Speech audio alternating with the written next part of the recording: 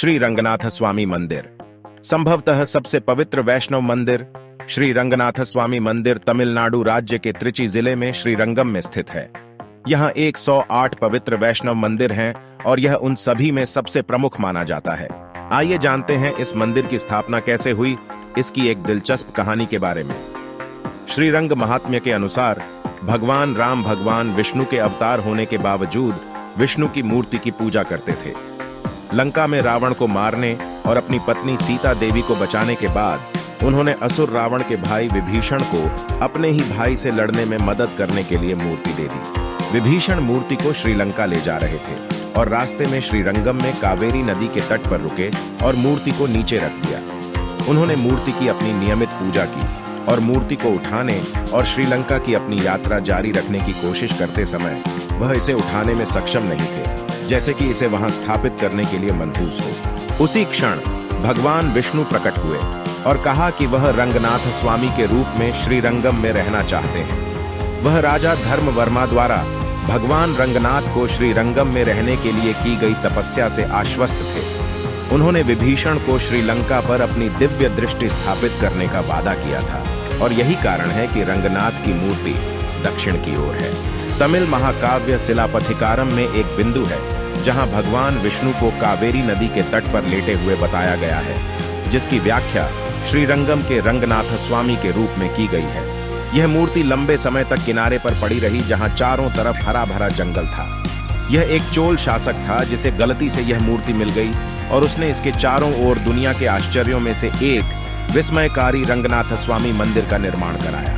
मंदिर के अंदर चोलन शिलालेख पाए गए हैं, जिनके साथ क्रमशः पंड्या, होयसला और विजयनगर के शिलालेख भी हैं, जो तिरुचिरापल्ली शासन के उत्तराधिकारी थे।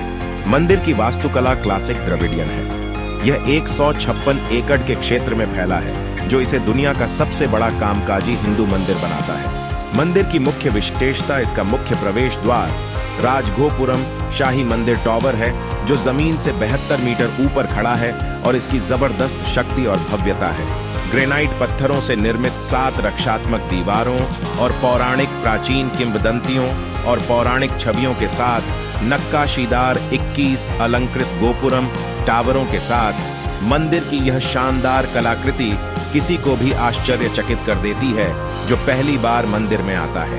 रंगनाथ स्वामी मंदिर के अन्य आकर्षण 1000 स्तंभों वाला हॉल, गरुड़ मंडप और शेष मंडप हैं। मानकों को ध्यान में रखते हुए यह निश्चित रूप से पृथ्वी ग्रह पर कहीं भी पाए गए महानतम वास्तुशिल्प चमत्कारों में से एक है। सबसे प्रमुख मनाया जाने वाला त्योहार 21 दिनों तक चलने वाला वैकुंठ एकादशी स्वर्ग का त्योहार है, जो दिसंबर के मध्य में आयोजित किया जाता है। प्रसिद्ध वैष्णव पाठ तिरुवैमोजी का पाठ भगवान विष्णु की छवि के सामने किया जाता है। पारंपरिक ब्रह्मोत्सव पगुनी माह मार्च अप्रैल में मनाया जाता है।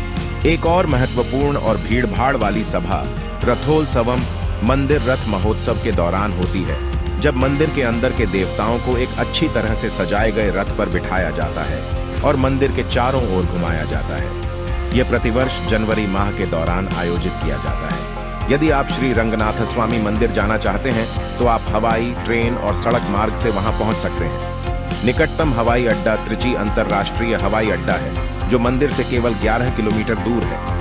त्रिची हवाई अड्डे पर उतरने के बाद मंदिर के लिए टैक्सी लें या सरकारी बस में बैठें। तिरुचिरापल्ली जंक्शन रेलवे स्टेशन मंदिर से 7 किलोमीटर दूर है। देश के विभिन्न हिस्सों से त्रिची तक या त्रिची से होकर गुजरने वाली बहुत सारी ट्रेनें हैं। स्टेशन पर उतरने के बाद रंगनाथ स्वामी मंदिर के लिए टैक्सी लें या सरकारी बस में चढ़ें। त्रिची राष्ट्रीय राजमार्ग के साथ साथ तमिलनाडु राज्य राजमार्ग से भी अच्छी तरह जुड़ा हुआ है।